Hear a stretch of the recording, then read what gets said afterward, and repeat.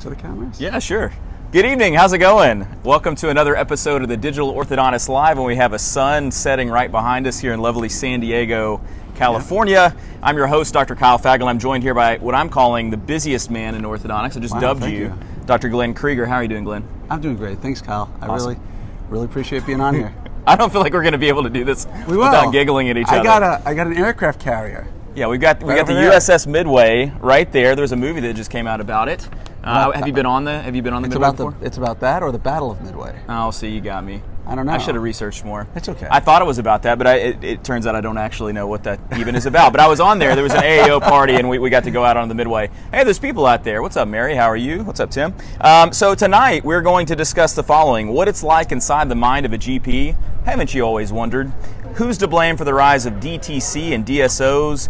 Don't sleep on airway orthodontics. Don't you like that? That's good. That's really funny. It's not bad. And then the criminal nature of dental school debt, and of course, much, much more, because there's always much more. But first, we're going to play the theme song. All right, play that out on my iPad. Now, when I picked this theme song, I never knew I was going to hear it so much. There you go. That's right. It's got a little bit of like a Smothers Brothers vibe to it or something. I don't know.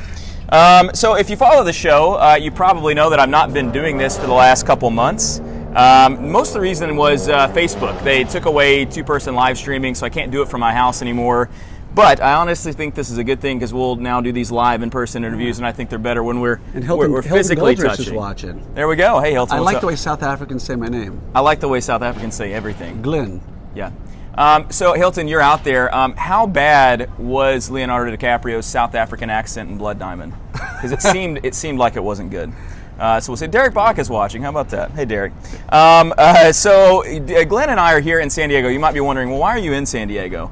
Yeah, touch my face. Do you mind? Okay. I did it. We're at a course that Ron Ronconi is giving, so probably I should have had Ron on the show, you know? Why didn't I do that? Yeah, but here I am with Glenn Krieger. I can get Ron. No, don't get Ron. It's okay. We're going to do a drinking game tonight. We've never done that, so I don't have my coffee mug. I'm drinking out of the free tall Pepsis, and we got some Sierra Mist that Glenn's got. This is not an advertisement or anything. We have a live studio audience. We have John Graham, Doug Shaw. It's exciting. It's a little bright. Yeah, we tried to turn the sun off. But we're going to do a drinking game. So is there a word, you work, Doug, with Glenn, is there a word he says all the time?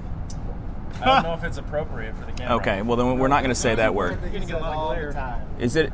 Phenomenal. Phenomenal. All right, phenomenal is the word. So anytime you hear the word phenomenal, as we just did, you need to take a drink. So if it's Coke, it's water. If it's an adult beverage, you take a drink. Okay, so phenomenal. All right. That tasted phenomenal. Yeah, I'm gonna block the sun. Here we go. You had to drink it again because it. Oh, because you said it again. Okay, yeah. I'll drink it in a second. Let me read your bio. We'll jump into some questions. I think I've lost the whole audience. It's not donut juice, no. Dr. Glenn Krieger was a cosmetic and restorative dentist for 20 years before returning to school to become an orthodontist at the ripe old age of 44. Glenn has been an international lecturer on the topics of case presentation, clinical photography, and interdisciplinary treatment planning, and water polo, not the last. He started the nearly 4,600-member Facebook group OrthoPreneurs. Do you remember when? January of 2017. I would say January. Well, we don't know the exact day. Okay, it's like 7th or 11th or something. But some yes, of us try to be accurate. Way back then. Some of us are trying to be accurate. Which has grown to include an annual meeting, a geographically exclusive group called OrthoPreneurs RD, which is why we're here, a blog and a podcast, and I'm sure much more to come. Dr. Krieger's mission is to foster an environment where we can all learn from one another in a safe, enjoyable environment. That sound good? Sounds amazing. That was a good bio. That's beautiful. So I'm excited to have Glenn on the show. I'm excited to be here. Glenn's a good friend. We go back pretty far, and let's talk about that. Let's talk a little bit about you, my favorite topic. We met each other pretty early on in our careers. I don't know how long you'd been out, but it was a tryout for 3M Oral Care. It was. I got the job, and I was off. You're right. Well, okay, we won't go. They said they had another guy, but had another guy after me. Yeah. Oh, that was you? That was me. Man. But no, we were speaking together, and the night before the tryout, we got together at the hotel and talked. Me, you, and Mark Klaus. Actually, Mark Kazi. Mark Kazi, yeah. Makazi. You said it like it's an Italian word. Here we are. Makazi. Look at these young gentlemen. Yes, we got to see the world of wonder. We got to see the world of wonder. Nobody gets to see the world of wonder. Yeah, it was pretty sweet. Biometrics. That's right. So how long did it take you to know that we were going to be best friends? The second I saw you across that crowded room. Yep. Okay. Yeah, the second. Actually, you started, if I remember correctly, we were like grouped in this room with all these 3M execs, like high-level execs, And it was kind of weird because we were giving like full presentations to like 4 people. Yeah, it was a little bit of a small room. Maybe there were 10. And I saw you speak. I was like, who is this guy? He's like, he's on point with his message. His stuff is awesome. And I was like, stuff I hadn't heard before. And we just sat down. I think we were at the airport afterwards, right? Yeah, something like that. And we just sitting chatting. And I said, good guy.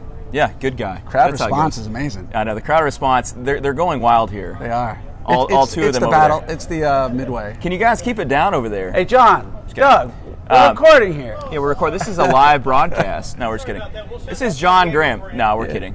Hey, and it's Jason Kaplan. Yeah, the light. It's getting better.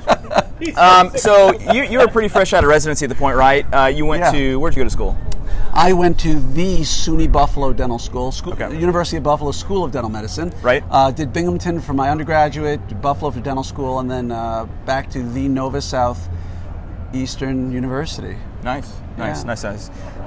So I guess the big question I have about that time, because as I met you, obviously real impressive guy. I remember actually talking to my wife that night and saying, met a really funny guy. Mark's a great guy too, who's there with us. But did you know at that point that all this, the group, the podcast, everything that you do, did you know that that's what you wanted? Was that your goal then? No? I had no desire. Okay. Yeah, you can leave that right there, Doug. Thank you. Because I know you had spoken a lot. You'd spoken hundreds of times at dental, but is that kind of what your mindset was? Well, I guess I'll speak in ortho. No. As a matter of fact, when I traveled the country for like 15 years doing clinical photography, case presentation, treatment planning for GPs and restorative docs. And when I went back to ortho, I swore I'd never do it again. I was done. I had young kids at home way back when. Traveling was horrible. You know what it's like. You travel a lot with young kids. And I said, you know what? I'm going to focus on being the best orthodontist I can be. I met Doug Shaw at residency. We decided we'd work together and just became best friends and just started working. And the goal to do anything was never there. And then Ortho 101 was around. And I decided, when I left residency, the weird part for me was being 47 when I got out with 31-year-olds who were getting out at the same time, who were like $800,000 in debt and had no idea how to find an accountant, no idea how to find an attorney. And I know it's a topic you want to get on later on about, my views on what dental education is like right now, but I couldn't understand how people could go through, get all this debt and not know these answers. And so on Ortho 101, I was pretty active as a moderator, just sort of answering questions and stuff. And, then one day when that infamous explosion occurred, I had said to somebody, hey, maybe we should start a group. And I started OrthoPreneurs on a lark. And the next day I woke up, I had 650 people in the group. And just trying my best to try to help anybody I can. Yeah. That was, I think anybody that was really active in these groups remembers that distinctly, right? Oh, gosh. It was a big day. There was like 5 groups that started, I think, within 24 hours. Yeah, it was the same day. It was Ortho Pearls. Brian started Ortho Pearls. And Jason Battle Club Ortho started Club Ortho. Is it Club Ortho? Yeah. Ortho Club Ortho. Yeah, it was Club Ortho. I think there was also Millennium Orthodontics that was started around the same time. Yeah, there were a bunch that went on at the same time. Francesco did that. If anyone remembers another group that was starting, what are you talking about? Digital Ortho. No, the Digital Ortho started after that. So you didn't know that's what you wanted, but you've kind of eased into that. We'll get into this next question, which kind of gets it. I think the biggest question I have for you, Julie Yeomans asked this. She's in the group. She said, how does Glenn do so much and always authentically seem happy and balanced? First question that I had when I wanted to do this interview with you was that I get accused of doing too much. I'm sure a lot of us do as orthodontists.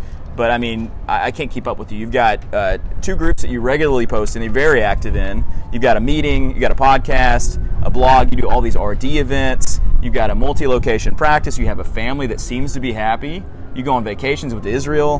How do you get so much done? Walk us through that. Every second matters, every second matters. I think one thing we tend to do a lot is look off into the distance and wonder like what's going to happen a month from now, a week from now. And my therapist tells me I have a superpower, and it's that I can compartmentalize. I didn't realize it, but apparently not everybody does it. I compartmentalize my life in a way that what happened 5 minutes ago doesn't matter. And I can turn it off and be right in the moment. When I'm with friends, I'm right here. When I'm with my family, I'm with my family. And I have an amazing partner, a phenomenal partner, if you will. He is phenomenal. He is a phenomenal partner. Douglas Shaw is the greatest partner anybody could ever hope for. He helps run, we have 3 practices, and he and I just have our skill set dovetails really well, and it works. And I just tell everybody out there, you can have fun, you can chill, you can watch TV, Netflix, whatever, but when I'm with somebody. I'm just with them when I'm with a task. I'm with it, and finishing things makes me happy, and I have purpose. So, I mean, I feel like I share some of those elements, but I still don't know that I get as much done as you do. You were telling someone earlier when we were at lunch about you think you probably work about 75 hours a week. What is your morning like? What is your night like? When you get your work done? Every morning, except Saturdays. Saturday's my Sabbath. I wake up, go to synagogue, take my son with me, and spend the day doing that kind of stuff. It's spiritual, which is kind of a side note that most people don't know is that typically in my life, from Friday night, 5 o'clock, 6 o'clock when sundown happens until Saturday night, an hour after sundown, phone gets turned off, put down, computer's turned off, TV's off, I'm with family. And so maybe that's the reason why I'm so productive is because one day a week, 25 hours when I'm at home, there is no digital media of any kind whatsoever for me or my wife. We are there connected with the kids and the family. My day-to-day, and I know for many people out there, they say, I wish I could do that. And everybody can, it's tough, right? But my daily routine, wake up at 5:15, nothing fancy, work out. I have a gym at home, I have for 20 years. Work out for 45 minutes, shower, get to work, do my thing, come home, see the family, repeat. Yeah, I mean, you make it sound like it's not very magical. I think the aspect of your personality that allows you to bounce from one thing to the next and not get too held up with it is huge. I would venture to say that most orthodontists have a perfectionistic mindset that allows us to only get so much done.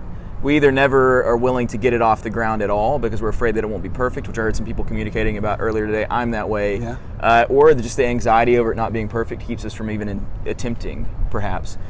Chris Chang had Chris Chang has this great line in his lecture from Steve Jobs, I think, and he says, "Great artists ship." That when things get good enough that everybody will enjoy it, let it go. Yep. And move on to the next thing. And it's just been my nature is get it, not just good enough where it's like junk, but get it good enough to where you're comfortable letting it go and then let it go. Yeah. Is that something you've always been good at, or is that something that's natural to you? Yeah. You never really struggled with that? I never, the details matter and I need to deal with the details. But once you get the details covered, obsessing on that last 1% that isn't going to make any difference is only going to drive you to heartache. And ortho is tough because most orthodontists are not wired that way. Right. No, and I'm not saying let crap go. Right. But, I think the other thing is really delegation. Okay. Like I've got Mike Vidikin, who's my right hand at OrthoPreneurs. I come up with the vision, I come up with the idea, here's what I want, Mike, take it. And I let him have it. Then when he comes back to me, I've learned to say, you know what you did was awesome. I can live with this. Same thing with my team. I think a lot of us, we have ideas of what we want, and we give it off to our team, and it comes back, and we're really quick to say, no, it's not good enough. Yeah. Oh no, I was agreeing with you. It's not good. Oh no. Interview's done. We're finished. That's it. We're turning this off. No, I was saying, I think we're very quick to criticize little bits that are wrong. I always tell people that if I did something and I could criticize myself, I would. I would always be unhappy with some element of anything that was ever done. And we can tear apart the little details, but it's so empowering to the people around us. Eddie Coleman had a great one. He says, good enough and done and out is better than perfect. Right. And sometimes you need perfect, right? There are things that have to be perfect. Yep. But understanding what doesn't have to be perfect to work beautifully, it could be really, really good. And again, my team, when I stopped saying to my team, no, that's not good enough. All of a sudden, when I empowered them and said, hey, what's your idea? Let's go with it. Yeah, that's really good. What do you think if we add this? And knowing full well that if they said no, I'm like, okay, cool. Let's go with this. And it's a struggle for me. My biggest weakness is impulsivity, which is also my biggest strength. Right. Something comes up and I'm like, let's go do that. Hey, let's have a meeting. Yeah. And can I digress for a second? I mean, sure. All right. I expected some level of digression tonight. I can tell you when we first had our first OrthoPreneurs Summit in 2018, we did it at the Dallas Cowboys place. Did you see that? I did. That's pretty funny. Eric, that's pretty funny. Eric, that was good. You get the laugh of the night. Yeah. I didn't say that I was good about it. I'm asking him how I can get better about it. It was great.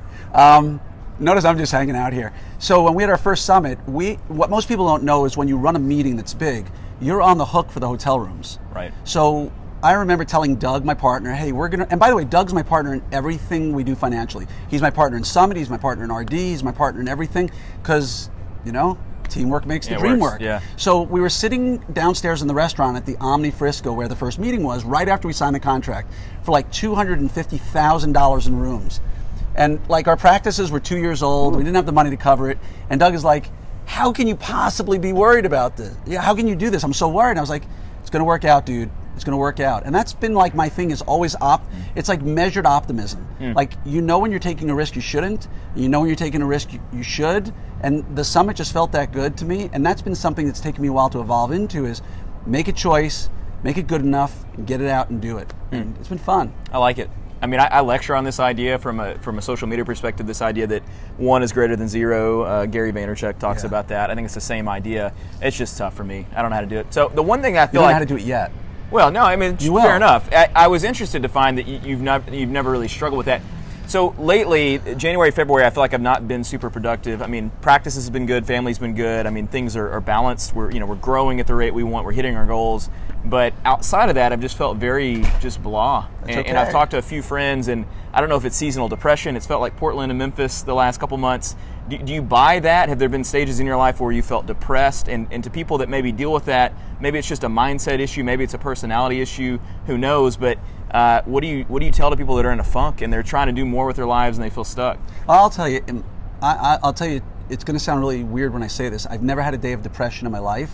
I had literally 10 seconds of it when I turned 50. I remember waking up, seriously, I woke up, it hit me that I was 50, and I felt my whole body just sort of like drop. And I was like, oh my God. And a wave started to wash over me. Yeah. And then I said, screw this. It's nothing. I'm getting over this. Snapped out of it, went on. But I've had people in my family commit suicide. I have a lot of depression around me in my family. Had family that I've seen really struggle with it. And it's real. It's a dirty secret that people don't like to talk about. The more you get it out and share with it, the better it is. And I believe it's a chemical, I know for a fact it's a chemical issue. Right. And you just can't tell somebody who's depressed, well, be happy. You need medication in many cases, you need therapy, you need a support system. And so when people say, I'm down, I'm in a funk, you're going to go through this. And I think there are people like myself who sort of run through on a parallel, and we go up a little, like you're in an airplane cruising at 35,000 feet, maybe you go up or down 1,000 feet. And then there are people who are sort of down and up like this. Your wave right now, it's just a little bit up and down, but it'll settle out. There's that little secret ingredient that none of us knows about that brings us happiness. And you just got to find what that thing is. It'll happen. You're good, brother. It's the one thing. This is like It's the the one- curly it's like from curly. It's curly City from Slickers thing. Yeah. But again, for anybody out there who struggles with those sorts of feelings on a regular basis, while I don't deal with it myself, I've been direct support for at least 3 or 4 people in my family who've dealt with suicide, depression, what have you. And again, I've said it before. Anybody out there, always reach out to me if you ever have any depression issues or need anything. And I mean that. I'm not like trying to patronize, but like I think we go through cycles, and I don't think it's just the weather. I think we could put you in Florida in the sun for a month, and sometimes there's periods in our life that could be chemicals bad just, for my skin. No, you're Jeannie pretty. Moody already made a joke. I feel like all anyone ever does is make fun of.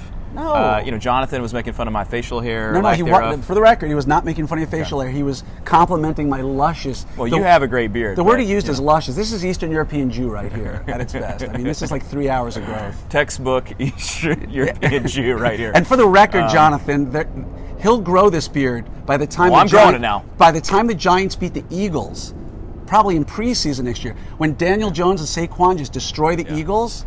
Yeah, Gettleman's overseeing that for sure. I will come and shave his beard. So that sounded bad. That sounded bad. No, it'll be good. We'll do it on camera. We'll do it live. Let's shift on to something else. I want to talk about the mind of a GP, or what it's like inside the mind of a GP. So obviously you were a general dentist for a long time, 20 plus years, and perhaps I'm stating the obvious, but I think it's clear that the mindset of an average general dentist is a little bit different than the mindset of the average orthodontist. It seems that way. Totally different. Which is likely true of periodontists versus oral surgeons and so on and so forth. But specific to GPs and orthodontists, what do you think are the key differences? Having, you've lived in both camps, right? You've flown both flags. I have. What are the key differences between orthodontists and general dentists? So I'm still a fellow of the Academy of General Dentistry, right? I wouldn't admit that on camera. It's okay. It's out there now. Hey, I'm like What one are you of gonna like do? 3 fellow AGD. I'm a faggot, is what they call us. And I'm board certified ortho, and I'm like one of 3, which means absolutely nothing in this world. Well, but it gives me legitimacy around GPs when I can sit there and talk to them. The sad part of it is general practice over the last 27 years, I've watched it devolve. It went from I'm going to do a craft. Oh. I'm sorry, our time is up. No, we're good. No, I get it. Yeah, I kind of figured it's the boat. Every time you reach for it, I'm thinking like, okay, he hates what this is going. It's over. No, this is great. I'm love joking. it. So the general dental world has turned into nothing more, in my opinion. And I'm saying about 90% of the GPs I know. There are a few that I know that are amazing, but the overwhelming majority, it's about protecting their turf and monetary streams of revenue. Let's do all the implants we can, which peri-oral surgery used to do. Let's do all the Invisalign and other things we can do. And now we'll talk more about it, I know, later, about airway, but they're coming up with ways to monetize not at the benefit of their patients, but at the expense of their patients. And it's a very difficult mindset to get in. I think most people out there have already seen it. But they're doing their own implants, they're doing their own grafting. They're doing their own sinus lifts, they're doing their own ortho. And they all do it under the guise of convenience for the patient. Right. Which how is did ridiculous. it get there? Because I don't disagree at all. Like when I talk to young dentists, the whole other conversation is that they're all aiming at making the most money they can right when they get it. That's the mindset, which is driven by debt. I think we'll talk about it in the next segment. But how did it get to this point where it's the dentist does everything, and even like there's the assumption, and I don't mean to sound judgy because some dentists might be watching this, and I apologize if what I'm saying doesn't sound true to you. No, don't apologize. But it seems true to me, and you can say it because you're I got jealous. no problem. I got no problem saying that. But it does seem like there's that. this air of when they do all these different things, they seem like they even know better. At least some of them do. Well, there's How an does it get to intellectual that arrogance. point? Okay. In the world, they don't know, like the old adage, you don't know what you don't know. When I got out of ortho residency, I got on Facebook, and I saw somebody in one of these groups that I was a part of, an interdisciplinary group, talking about how good ortho he did. And I went out and said, you shouldn't be doing it. I was a GP for 20 years. I'm a fellow of the AGD. I didn't do ortho. I was part of a team. You should be part of a team. My ortho is just as good as any. I've seen bad orthodontists. I said, no, don't compare. And they want to use that and compare against the bad orthodontist. And I said, good, you give me your 10 last finishes and I'll bring it to one of my ortho groups and then we'll judge it. And suddenly he shut up. And my other friend who's a prosthodontist sent me a message and said, Glenn, don't do that. You're going to destroy your practice. And so and I said, screw that. If you're going to judge me on that, I'm going to go out. And what I've done is I've gone out and grown my practice from direct referral, not from the doctors, but from the community. Right. And I try to help my GPs, and some get it and some don't. And if they don't want to be a part of the ride of the best care for the patient. But why did it happen? Go back 60, 70 years. Who did everything? The general dentist. Right? There were no specialists, 60, 70, 80 years ago. Right. Then we got into the specialization stage, and then caries rates started to decrease. Dentistry solved caries, it solved periodontal disease, generally speaking, and all of a sudden, schools didn't reduce admission. They're turning out the same number of dentists for less decay, right? Less perio disease, so what are they going to do? They're going to look for other things to solve it. And the schools are selling them on that by bringing these programs in-house as well. So, again, if you're going to go into a profession, if you wanted to go into film photography today, developing, right, and you're turning out the same number of developers if such a thing existed. Right. You don't have any film, so what are you going to do? You're going to start looking for other streams of revenue, and companies have done that. Yeah, I think there's probably 10 things we could talk about in terms of what leads all this. I don't think anyone under the age of 35, with fewer people getting married and for there to be more desire to live in highly populated urban areas, I think those areas in particular are really rife with people that are trying to do everything because they have to. Yeah. It's also rife for DSOs sort of potentially pushing people to do high production value, procedures. So, I guess we all know this. This is all like obvious stuff. But dentistry's gone from a craft, which it used to be. I remember my dad and my grandfather were both dentists, and they treated it like a craft. And nowadays it's a business, and it's never going to go back, and it's okay because that's what we do. That's what pays the bills. But you can make money with your patients or on your patients, and I feel like dentistry's now. They see people as dollar bills, not as people. And that's a problem. You don't do it that way. I don't do it that way. But the general dental community as a whole, no question, that's what they're doing right now. Yeah, I think we're all at risk of that. And certainly I know some dentists that aren't like that. Of course. For sure. And I wish there's something we could do, but we're not going to solve it right now. The ones who refer to you are amazing GPs. Yeah, I agree. Yeah, no, they are. The ones who they know what's good. They know what's good for their patients, right? If they're working as a team, it's a different mindset. Oh, we got a long message here. I'm going to see what that says. Curious if the schools are teaching much ortho at this point still. Many GP courses for aligners are available. Yeah, I agree. Yeah. All I know is what's happening at Tennessee, and I don't think that there's just a huge amount of orthodontic education. I teach the development of occlusion class at Tennessee, and I try to talk about some of these things and the risks of basically this. I think this basic tenet that if a marketing company tells you something, it's so they can sell something. And I think that is self-evident, but I don't know that maybe that hits as clearly with certain groups. It's so easy. Years ago, if you wanted to do ortho and you're a dentist, you had to go take a course on brackets. Right. Nowadays, you take a 2-day course, you start scanning patients, let a technician set it up for you, and give it to the patient. Yeah. And that's happened. So it accelerates the process. It happened way too easily. Yeah. It happened way too easily. Yeah. Phenomenal. All right, let's do something special. We're going to do a little bit of a game. We've kind of gotten away from the games with this show. I want to do something kind of fun because it's you, Glenn, and I think you'll enjoy it. We're going to do No, not that. We're going to do a Girl Scout cookie taste test. I'm glad you said Scout. Yes. So I know that you do a lot of the buying of Girl Scout cookies. Yeah. I do as well. We need to build towers of our Girl Scout cookies and see who's the I don't have a tallest. tower. I give them away to first responders. Well, no, we do too, but you have them at a point where they could be towered. Yeah, No? yeah. A couple of $100 boxes. Genesis chapter 11, we make our own Tower of Babel. Can we speak different languages? We and can. confuse each We other? can. And so what I have here is I have a box of the now discontinued Savannah Smiles cookies. I had no idea. This is the original lemon Girl Scout cookie. We hold that. So these are selling for $20 a box on eBay right now. And unlike fine wine, they do not get better with age. They actually expired back in September. And then we like have a ring girl Yeah, walking you're doing through the great. ring. You're doing great. Yeah. And then now we have the new lemon cookies. These are Lemon Ups. They're glazed with lemon flavoring and printed with inspiring messages like, I am a leader and I am strong. This is like The Price is Right. Thank you, Johnny. Yes. So what I want you to do, Glenn, is I want you to take a bite of the Savannah Smile. Here, if you'll hold the lemon up.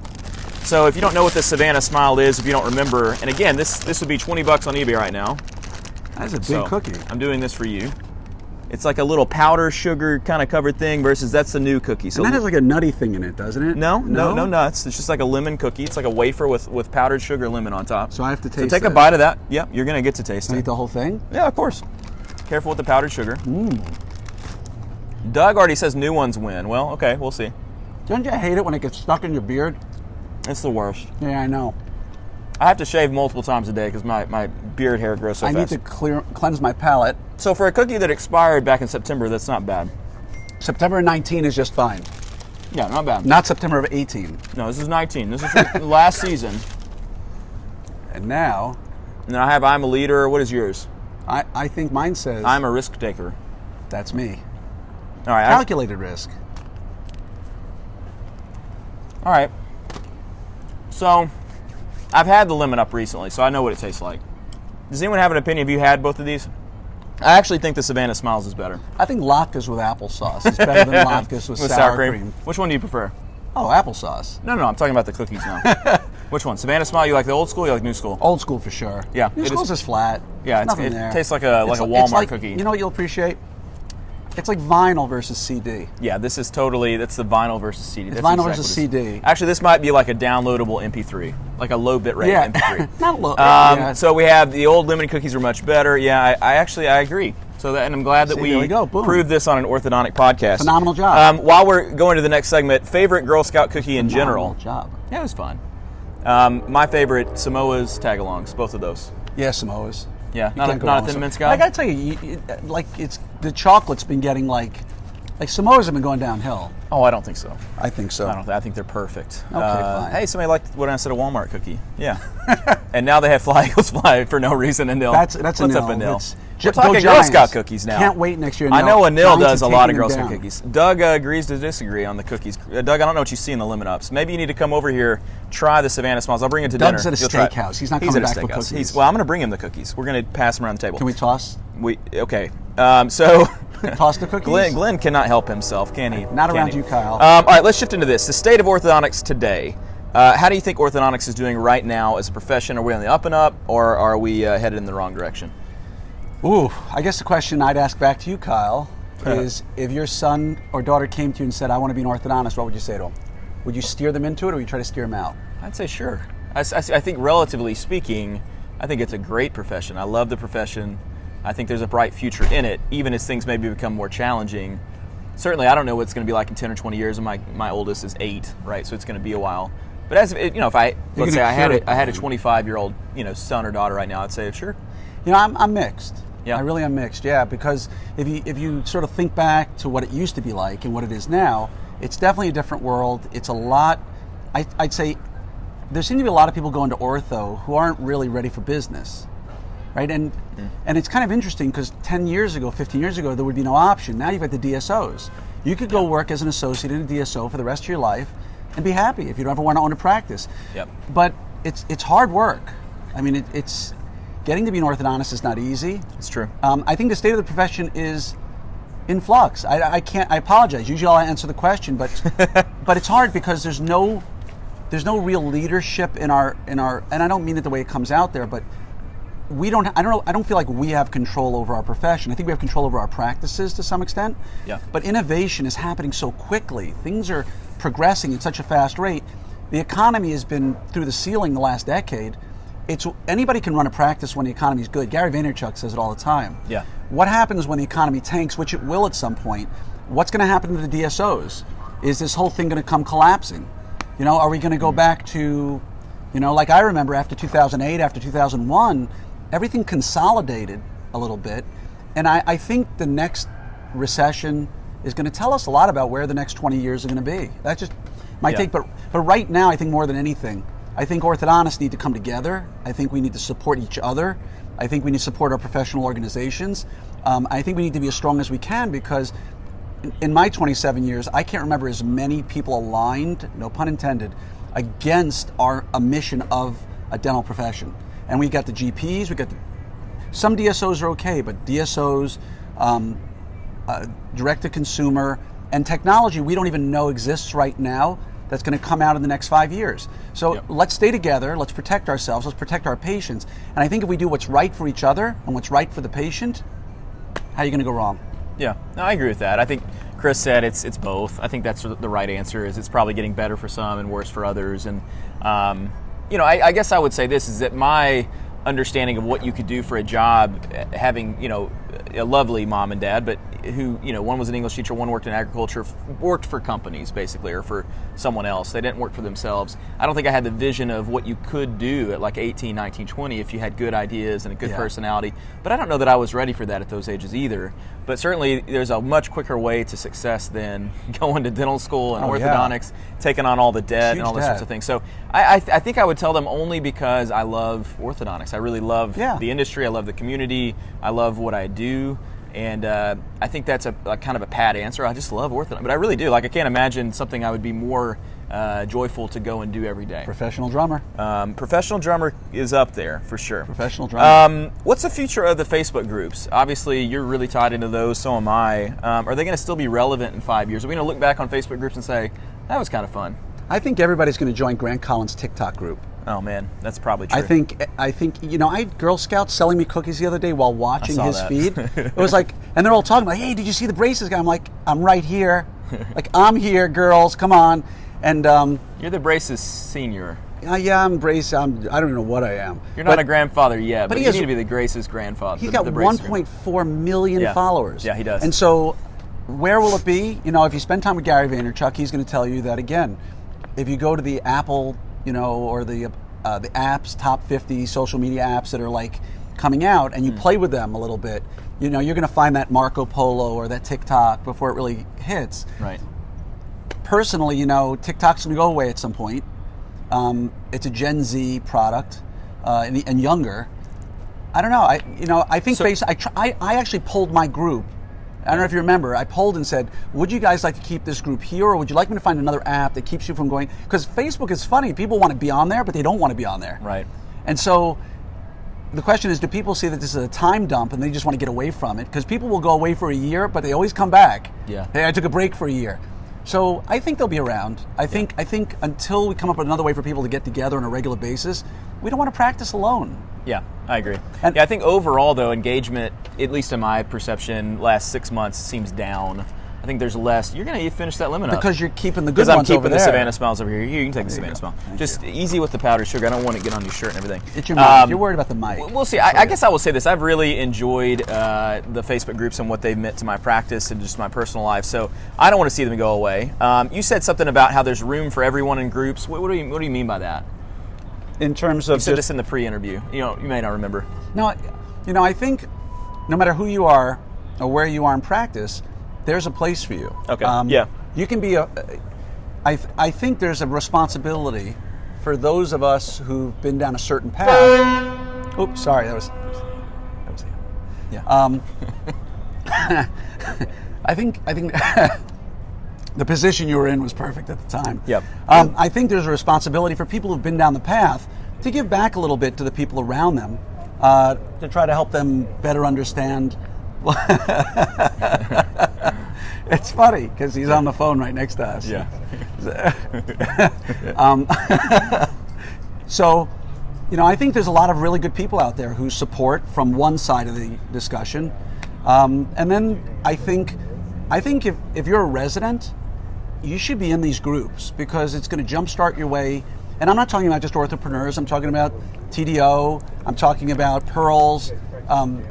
Pragmatic. I mean, there's tons of groups you can be on. And if I was a resident, I would devote certain time of my day, every single day, to be on these groups and not going down the Facebook or Well, if you're a resident, you're probably not living on Facebook. You're probably on Instagram But I think there's a reality. Facebook becomes less cool with younger generations. That's what I'm saying. I think that they'll still seek it out because that's where the activity is. There's not really a great thing in place for Instagram or I was TikTok. about to say that. So What how we happens market if our Instagram has practices groups? might change. If Instagram created groups, I don't think Facebook would do it because they own Instagram. So it'd sort of like eliminate all this infrastructure they've built. And their recent ad campaigns are all built around their groups. So I think they intend to continue to focus on that. I think that's really where a lot of their continued activity is inside the groups. So Chris asks, are there too many groups? Oh, for sure. I think there are a lot of groups, and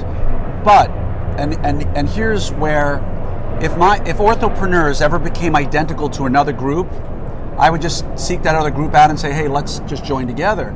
But the unique thing is, whether you're at Pearls, Cosmos with Scott Fry, Digital Orthodontist, Pragmatic, OrthoPreneurs, every one of them has a very different feel. And again, what people out there don't know, which is kind of a fun story for Jason, myself, and Brian Anderson, is the day that Ortho 101 imploded and Ben said, I'm done, those three groups started almost identically, and me, Jason, and Brian got together virtually and said, here's what's going to happen. Pearls is going to be about clinical, OrthoPreneurs is going to be about management, and Club Ortho is going to be about just going to hang out, jokes, fun stuff, what have you. Right. And we sent it out. We said the same thing and sent it to all three groups, that this is the way it's going to be. And I think for the most part, they've kind of stayed that way, where they've done their own thing.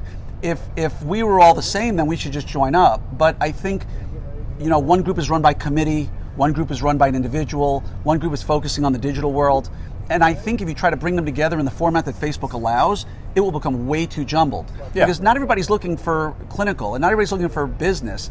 Sometimes they just want some digital, and they don't want to scroll through 1,000 feeds. Yeah, and if Facebook ever allowed like a hierarchy kind of thing, that would be awesome, because then you could join up being like Orthodontics, right? And you could click where you want to go that day. But I don't think that's happening. I don't think it's how entertainment is consumed any longer. I think it is more about the specific niche that you want, and it's sort of like going from one channel to 3 channels to cable to now satellite, exactly. And really it's like online now. The question I would answer Chris is like, when are Netflix, Amazon, Hulu, and all those going to come together? And they're not, because each one has its own mission. Right. Well, I enjoy them. I hope you do too. You're sitting here on a Friday night watching this on a Facebook group, so I think you like it somewhat. Let's talk about this. This is something that I think when your name comes up, both in positive and negative ways. Chris and Amanda. Yeah, Chris and Amanda, 2 of my favorites. Hey, guys. Hey, guys.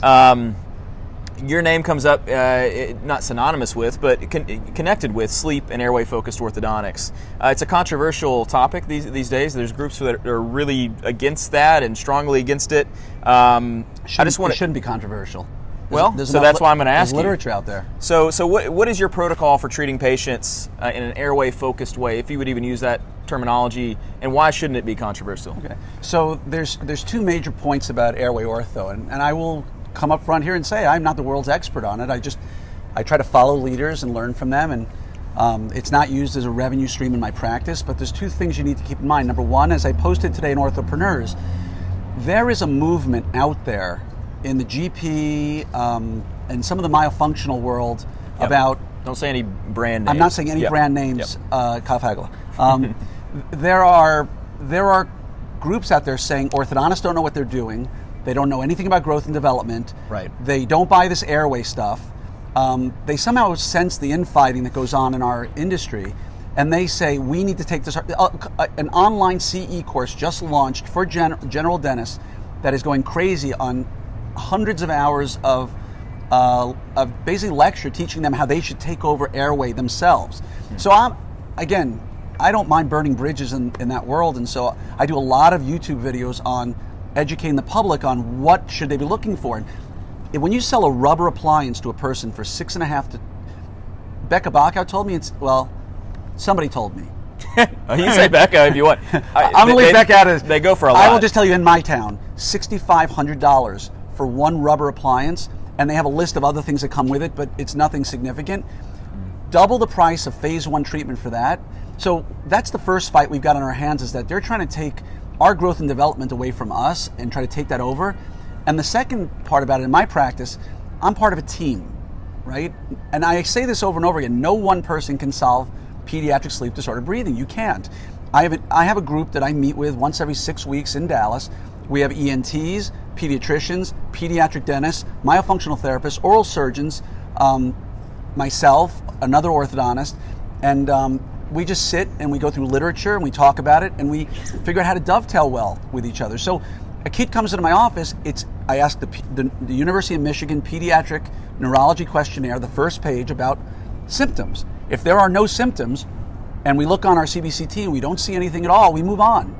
Kid's got giant adenoids and you can see it. You got to ask mom, are you sure that they don't snore? Are you sure they don't wet the bed? Are you sure, and is she in denial, or is he keeping it from me? And I don't push. And if they say no, they don't, I say great. Because if we could find something that would help make them healthier down the road, that's great. Do me a favor, when I see you in 6 months, pay attention, let me know if you see something. And so I'd say every single airway case that I treat gets referred out to my ENT for a consult, gets referred to my myofunctional therapist for a consult. And we meet, we talk as a team. This is not some willy-nilly like, oh cool, another phase 1 case. It is based on literature, and I've had dozens, if not hundreds, of moms and dads say to me, hey, and unsolicited, I got to tell you, doc, our lives have changed. My kid doesn't wet the bed anymore. I had a mom come to me the other day and say her daughter's anxiety went away. I'm like, come on, seriously? She says, yeah, once you put the expander in and she got the tonsils out, she stopped worrying. We were going to put her on medication and now she's totally fine. That's not my words, that's the mother's. And I'm not even asking, they're volunteering. So I understand it can be controversial, but when you see dozens and dozens and dozens, literally every single time you diagnose it appropriately and you get them to the right team, and these kids, they're changing. Their eyelids don't look as puffy underneath. They're doing better in school. We can't cure ADHD, okay? That's what people, get your kid into me, they're going to cure ADHD. It's BS. But the symptoms of being overtired match the symptoms of ADHD, right? You can't focus, you're like this all the time, you're not attentive. And the worst part is, we give kids with ADHD, of which I have 2, surprise, right? You put them on some sort of stimulant and it has an opposite effect. It calms them down. Well, what happens when you give a kid who's overtired a stimulant? They get better. So you can't even use that as your diagnostic criteria. So you look on a CBCT, you have the ENT look up the nose, which mine does with a flexible little thing real quickly, looks up, visualizes the adenoids and tonsils. If there's a problem, they deal with it. But if he looks and says adenoids and tonsils look fine, and there's no other airway, I'm not touching them. We'll find a solution. Maybe the myofunctional therapist sees something with the way they're swallowing or what have you. But in kids and in adults, I've personally had friends pass away from sleep apnea. Right. It's not a joke. Some say Tom Petty, look at him, 66 years old, dies in his sleep, retrognathic. We've seen this over and over and over again. And I once had a 35-year-old patient when I was a general dentist. I sedated him for dentistry. He had a pulse ox on. Every time he'd fall asleep, his pulse ox, his oxygen would drop to 81, 82. I'd shake him, wake him up. And I told him at the next appointment when he was cogent, I said, please go see a doctor about this. I saw his wife for a cleaning about 3 months later. I said, how's he doing? Did he get to the doctor? And he had died in his sleep in between. So this is a real thing, and if you can make kids healthier long term, not based on which doctor science, but stuff out of Stanford, stuff out of Michigan, stuff out of legitimate sleep centers that show us what's going on, do it. If anybody has a question, reach out to me. I don't teach this on behalf of any company, and I will tell you, if you ask my mentor, Rebecca Bacow, we had conversations for a solid 6 years on this before I bought in.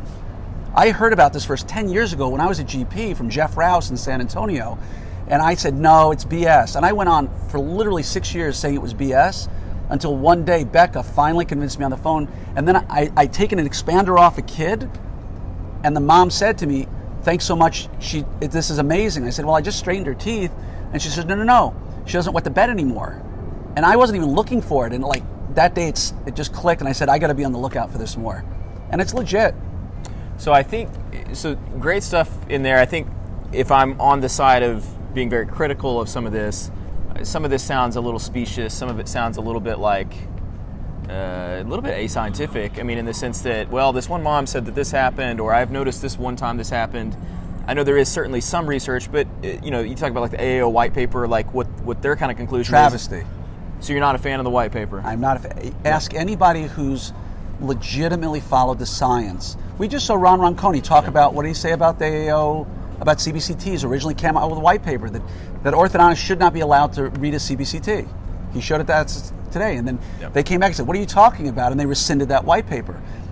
I'm in support of the AAO. I don't want this to be misconstrued in a general sense, but that white paper, if you look at the literature from Guy Mignot and all the fathers of airway from Stanford and other places, the conclusions that are drawn are just not scientifically valid. There are legitimate papers in peer-reviewed scientific journals that state quite clearly cause and effect. Now the mom's talking to me, that just kind of like makes me feel good.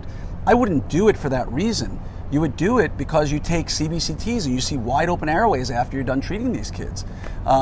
And even that's anecdotal. So to that, though, I mean, I think one thing that gets confounded a lot when I hear people talk about how the airway gets bigger visually, or even volumetrically, or at the minimum constriction it gets larger. Or with a sleep study. But that happens without any treatment as people age. It happens, Not over a 6-month period. It doesn't. Well, not over. Well, it would. There would be some increase. That's like saying if I didn't take my vitamin, what would happen, right? If something works, it's very, very difficult to prove to people that without that intervention, something bad would have happened, right? Like, so the question is, if we didn't do anything, what would happen 3 years from now? Who's to say it wouldn't get better? But, it's it's like saying, I'm not going to give you these pills because you're sick, and let's just see what happens. You might get better and say, you see, I told you you didn't need those pills, but that's not science. No, I get the point. I mean, I think it seems reasonable that if you were to expand, it could only help from an airway perspective. And it seems that if we could correct a class 2 to 1, it could only help. I just don't know that it seems is solid enough for me. So go back to 2008, Guy Mignot, right? He just recently passed in the last year. Were you at that airway meeting at Stanford? No. For RD? He died about a year ago. We got to see him speak last March, and he died probably 3-4 months afterwards, I think. And he cited a paper from 2008 that was done at Stanford, pretty reputable place. They had 31 kids, polysomnography, 16 got tonsils and adenoids, 15 got expansion. And why expansion? Obviously, you widen the palate, you widen the nasal floor. They put them back to a sleep, full clinical polysomnography. Of the 31 kids, one was cured. They used the word cured. The one had tonsils and adenoids. They then took the 15 and flipped them. When they were all done, so the 15 had adenoids and tonsils got expansion, the 15 got expansion, got adenoids and tonsils. They put them through another clinical polysomnography. 30 of 30 were cured, gone. Now, sleep apnea is the extreme side of sleep disordered breathing spectrum, but it showed that when you do tonsils and adenoids, it doesn't always solve it, and when you do, it rarely solves, and there's studies to show that tonsils and adenoids without expansion actually comes back, because nobody really knows, is the nasal passage narrow so everything gets clogged up, or was it clogged up so they breathe differently and the face gets longer? So you need to address both things happen. And so when 30 out of 30 are cured by an intervention of 2 things, the statement in the paper says until we can prove otherwise, that's the way you should treat people. We don't know. Yeah. And there's a lot, to be honest with everybody out there, nobody knows all the answers. Right now it's evolving, it's growing. The literature is 20, 30 years old, some of it, but somehow the physicians don't know about it. And so it's not getting the attention it should. It's starting to, but unfortunately that attention is really taking off in the side of the world that's like all, or the stuff that's just not in any way literature based. You're not going to find it in any peer reviewed journal. And that's what scares me, is that unless somebody legitimate like orthodontists start taking this on and really driving the research, which we can do from an oral based approach to it, that group is going to take it over, and then it's going to be the Wild West where everybody's getting this rubber appliance for $6,000 to $8,000, and we're sitting on the sideline screaming, "What about us?" Yeah. And we've been relegated to nothingness. Well, let's really quickly talk about that company that sells. We're not going to say the name, but a couple of their statements off maybe some of their claims that it could improve grades, focus, and behavior, make a child a better version of themselves. It sounds a little bit like some things you're saying. Yeah, or going to Sunday school. Every one of those things is true about going to synagogue. So I guess my big question about all this, and we're running out of time, I think, but is I want to make sure that we as orthos are not taking the easy road out when it comes to airway and sort of, basically selling like a small piece of plastic, right, and selling that as that's how it works. And so the way that you're doing it, to those that are critical, maybe when they hear airway friendly orthodontics, and you may not even use that term. And I don't use that term in my practice. Is that it's more complicated for you, but it seems to subsist mostly of an expansion with then using your multidisciplinary approach. Is that fair? It's really me supporting questionnaire, and then it's diagnosis, yeah, and then getting them. There are times I don't do a thing. It might be just a tongue tie that they have no adenoid or tonsil issues, but they're not swallowing right. I send them to the myofunctional therapist.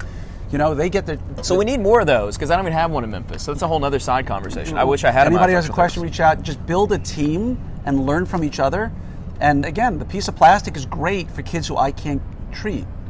If they're 4 years old and I can't treat them, give them the piece of plastic, let them get used to it, and then, Yeah, and Eric says, I think this is true too, is that this idea that it's an alternative to orthodontics, that a piece of plastic can be an alternative to orthodontics is really misleading. Yeah. Let's jump into this. We're going to talk a little bit about classic rock, because why not? There's 2 podcasts going on. I know, this is great.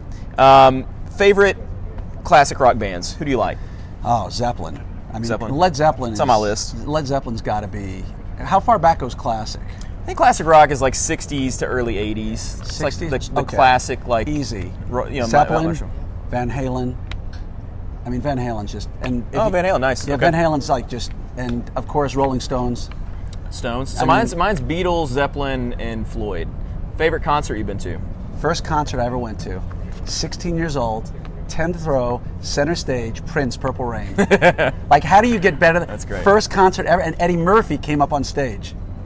Did he really? Yeah, he was on Long Island. He was at Nassau man. Coliseum. Eddie Murphy came down on stage and did a dead-on Prince imitation, like he used to do on SNL. Best concert I've ever been to. Followed closely by Pink Floyd, The Wall. Oh, you saw that too? Oh, yeah, that was pretty cool. So best concert I saw was probably as an 18-year-old Metallica front row. It's pretty great. My gosh. Paul McCartney's good. Actually, Coldplay was fantastic. Really? Yeah, actually. They can really fill the arena and do it right. Let's jump into our last 3 questions. We're going to talk about younger and older doctors. Education costs, we've kind of touched at it a little bit right now. We know that if you're a resident out there, this is probably the biggest issue for you, is education costs. 2019 average dental school graduates with almost $300,000 of dental school debt. Of course, you add on to that orthodontics, especially some of the expensive schools. That just dental school? $300,000? $300,000. Wow. It could be $600,000-$700,000 after that. We know this orthodontist Mike Maru, that there was a Forbes article over, I think it was, $1 million in debt. It doesn't seem like there's a plan to pay it off. So there's some of that conversation. But it's a government-based plan that they have that loophole. And sure. Well, that's a whole other conversation. That's another conversation. But you describe this as nearly criminal in nature. Not the student loan, not the student side of it, but the... Oh, yeah, just the whole system that produces $600,000 I really think it is. What can be done about it, though? Well, Chris Feldman has helped me a tremendous amount in trying not to be binary, right? That's like it's been a problem for me, is being yes or no, black and white. And so, thank you, Chris, for that, by the way. And when I first came out and said, that it's almost like criminal that this is going on, there are many people who said, you know what, they don't have to go to school, right? They can go do something else. But it's kind of like saying, you said how much you love doing ortho, so great, don't do it because it costs so much money. Yeah. But if you look at the way costs have gone up in our lives for houses, cars, food, tuition has just been ridiculous. It's outpaced, and they can get away with it because of student loans. If student loans didn't exist, like you ask Ronconi, about when he went to school. He was a bartender, and so he made his way through Harvard. He made money, and I guess he got paid when he went to Harvard. But, I didn't know that. That's yeah, great. But he was a bartender. I asked him if he could make an old-fashioned. He said he probably could. But back in the day, my father didn't have student loans. Once student loans became available, all of a sudden, hey, Kyle, you want to be an orthodontist? Go take out student loans, and we can keep raising the prices, and you can keep getting the money, and don't worry about it. You'll be able to pay it off. And, you know, at the end of the day, every single ortho program out there is attached in some way, shape, or form to a business school somewhere. There should be, and I've heard people on both sides of the argument, but I think there should be one class per semester in ortho residency that teaches you something about business. Not that guy comes in who's got a good practice and talks to you one day. It should be like here's what a pro forma is. Here's how you set up a business plan. Here's how you get a CPA. Here's how you, like all the basic 101. Give these guys and gals a fighting chance to pay back $800,000. Yeah. And it serves everybody better, because if they can pay off their loan, the economy does better. So then maybe as orthodontists, what we need to do is volunteer to go back to dental schools and teach business. No, I don't mean it like, though you could, and I've already done that. It'd be great to assume that, you know, they could get business teachers in, but I mean, short of them actually doing that, it might be possible to just go volunteer and do it. All you do is, you know, like Nova has a business school. They should make an arrangement with the business school. Say, look, we want one professor, one time every 3 weeks, that we can bring the class in, get 1 hour of CE from industrial psychology, hiring, HR, leadership, management. We don't get any of that in school, and to be quite honest, a lot of our academics who teach us ortho are there because they're not out in the real world.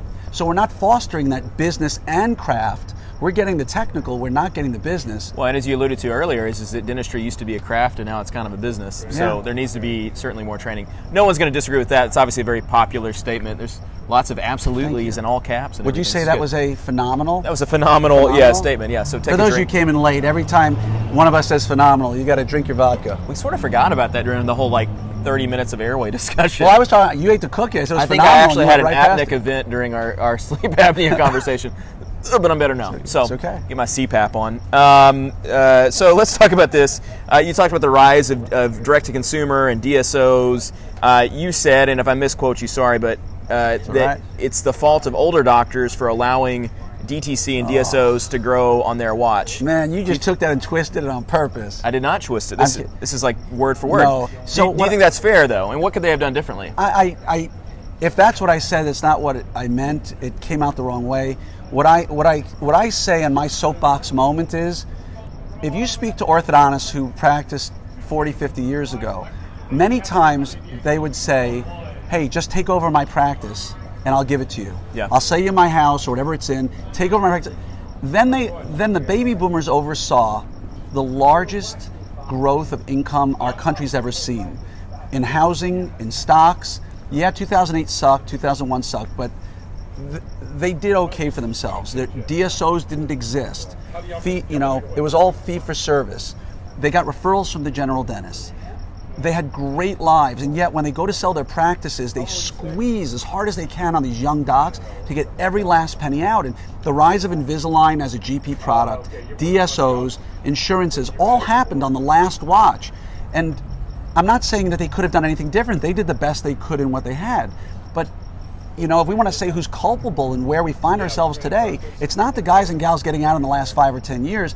And again, a friend of mine says that when you try to buy an older practice, they're riding their dinosaurs into extinction. And again, I think there needs to be a little bit more understanding and a little bit more compassion from that generation of orthodontists to the younger orthodontists to understand what they're dealing with was started on their watch. And that's never said, and it's wrong. And I think that I'm not saying they should cut anybody a break, but they pretend as if, I don't know what you guys are moaning about because orthodontics is a great profession. And quite honestly, it is a great profession, but it's a way tougher for the things that happened over the last 25 years. And I think there needs to be a little homage paid to that. Well said. You got a preach. You got like a hallelujah there. It's not so bad, huh? Yeah. I do think there is sort of a classic line of the last 10 years that is, why aren't you starting your own practice? Why aren't you trying to buy your own practice? Why are you going to work in a pediatric office? Why are you working in a DSO? And it's like, why don't you offer me an opportunity? So, are you hiring? Would you like to bring me on? No. I'm not ready. I'm 78 years old, and I'm going to be working at least another 15 years. Yeah. Sorry for the 78-year-olds out there who were offended by that previous If you're going to work statement. till you're 93, God bless you. Yeah. Right. And that's going to be the challenge. As a 35-year-old, I'm like, yeah, that sounds great. And then once I'm 70, I'm 75, I know I'm going to be holding on, You can hold on, but you can be fair. Yeah. You can hold on and give somebody a chance to get their foot in the door and say, you know what, I've done pretty well. Let the next generation, because here's the kicker, the 78-year-old orthodontist didn't come into a world where the orthodontists were working until 78. They were retiring at 55, 60, 65 years of age. And they're holding on a whole lot longer with a lot more wealth established over that time period. And they should give the younger orthodontists a bit of a chance. Unless they're really hurting for money, then they should seek the help to help them get what they need. Sure, yeah. It's also hard to expect people not to sell to a DSO if they're going to get significantly more money for the practice at that point. So it's sort of a perfect storm of things that are really bad for young orthodontists and residents. And you asked earlier, what is the future of orthodontics? We don't know. Yeah, it's true. Well, now after this conversation, I feel like I should tell Charlie not to do it. So Charlie, if you're out there watching at the age of 8, he was watching earlier, what time is it? Actually. It's like 8 o'clock there. So yeah, he's probably watching. We're almost done. We're going to go through some rapid fire questions of some special events and announcements that you have coming up. Give me about 45 seconds on each. OrthoPreneurs Summit, Thursday, October 15th through the 17th at the Fairmont Austin, the lovely Fairmont Austin, the legendary Fairmont Austin, the almost brand new Fairmont Austin. Last year, Relapse with the Glenn Krieger cameo and guitar. Probably my favorite moment of that entire meeting. Thank you to Relapse for letting me play. I suck, but it was awesome. I think you did a great job. Thanks, I think man. anyone in the audience would have thought you actually don't suck. Anything more like that we can expect this year? Yeah, a lot more. We have Relapse. We got Relapse playing Stubbs, by the way. Relapse. Yes, Relapse. So October 15th to 17th, we have 781 people registered already with 8 months to go. We're going to cap it around 1,000. It's not going to be opened up after we close it down. We've got Stubbs. We've got Bangers, which is like a killer, just like a barbecue joint, but like way better than that. And we're going to have surprises. If you like the surprises that we had for you last year, it's going to be even better. I wish Stefan was here to describe Bangers and Stubbs. Those both sound like clubs that he would... Stefan? Yeah, that he could describe and make really funny. But so Charlie's not watching because he's watching Lego Masters. You can't blame him. But go ahead. I don't blame him at all. But it's going to be an amazing meeting. The speakers are great. Just go to opsummit2020.com to register. Okay. And like his team track closed ages ago, spouse track is still open, and there's a spouses tour that we're going to limit to about 20 to 30 people. That's going to be really, really fun. And like I said, and I think there's a Sunday morning brunch lecture by Inbrace that you got to stay around for. But Saturday night, if you come, for the 781 of you out there registered, do not leave early Saturday night. We have a crazy night planned for you. So I promise, my vision, why I made this meeting, I felt that working folks deserved a GORP. And that's what we've got, right? It is GORP for slightly older orthodontists, it right? Is. Yeah, who are still young at their heart. I was going to say, and I totally lost my train of thought. Yeah, great meeting. Love the meeting. If you've never been to the meeting, definitely go to the meeting. Oh, the spouses thing. So Anna did that last year and loved it. So the tour was really well put together. Nice. It sounds like an advertisement. I was not asked to do this, but here we are. But thank you. I appreciate it. Let's talk quickly. You said you have a surprise that's coming out. Do you still have a surprise? I don't have a surprise yet. Okay. I'm working on a surprise. Okay, you don't want to talk about How about your podcast? I'm trying to think about what surprise. You wrote down you had a surprise coming out. I do have a surprise coming out, but I forget what it is. Anna says that the spouses tour was phenomenal last year. Thank you. And we had a great time having you, Anna. And hopefully you'll be on it again this year. I did have a surprise, and I totally forgot what that surprise was. Well, if it comes to you in the next 5 to 10 minutes, your sleep apnea thing, that moment is here for me, so I'm sorry. My gosh. So let's jump into the TDO top 5. We're going to let people go and enjoy the rest of their weekend. Your lightning round. These are quick answers, okay? Let's get it. If you weren't an orthodontist, Glenn, what would you be? Entrepreneur. Entrepreneur. Yeah, that sounds right. In 2 to 3 words, what is your favorite thing about being an orthodontist? Being able to impact people's ego, make them feel better about themselves. Right on. Love it. What's the one thing you wish you'd known sooner as a resident? Which is maybe a silly question to ask because you were, 40-something. But, I mean, you'd already kind of figured out some of this stuff, I would think. Well, yeah, but it's funny. When you come to orthodontics, it's a totally different skill set. Fair. One more time, what's the one thing? What's one thing you wish you'd known sooner as a resident or as a young orthodontist? How to focus my attention on going out to the public instead of trying to go to the general dentist. Interesting. Yeah. What is your who is your biggest influence and why? no disrespect to my dad, but my grandfather, his dad. I love my dad. He's a huge influence on me. But my father's father, immigrant from Germany. What was his name? Abe. Abe. His real name came over in '38. Adolf.